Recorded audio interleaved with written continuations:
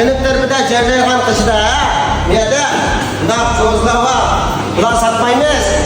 Ya Oda maladan şuraya ben 90 yaşalımca tamamıyla yani təmi pakizakatı yaşıvalıqdan 90 tutqanlarga tavsiye qo'yaylik sizlarga o'zimni doimcha kezamayman.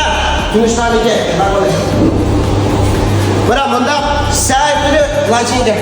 Saytini ranza butu hamisi go'sht. Hamirasi bas ini 100 gram mash go'shtmi 1 kilosi 52 ko'y. Go'shtni hamma go'sht va sotma shu baha. Aynan kim yarg'a nima desiniz? Bo'la. Pakizlik. Teshida bilasiz, birisi tam, ikkinchisi pakizlik, aynan mulozimat.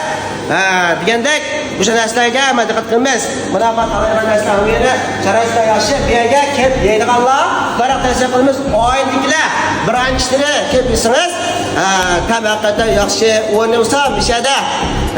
Aynan keyin men asli joyjuzatma yemak ishmayotda tashviq qildim. Menda faqat malang tam haqiqatan yaxshi o'qishga, do'stimiz o'qishga so'zlar qoldim. Bu bir sen birse bulanımı faaliyeti yok emeske bayka bu parkada olanda miyada tamak yesiniz bir iş gittim yesiniz bir top akip koyduk ya inanın ki gel şimdi bir hakikaten bulandı kumba dedik ya taş gibi ağalara yerim bağ ya soğat kıldıgan aşında faaliyetleri bulduk ya onun olsa Ercun'daki Asterpi'de Cesayı Han'ın kışıda ismi Kaytangı tezlik paypazı tadesem toksunu uzayma ısıkya rengi müşon şey cüzren Müşekil sanatlar buldu.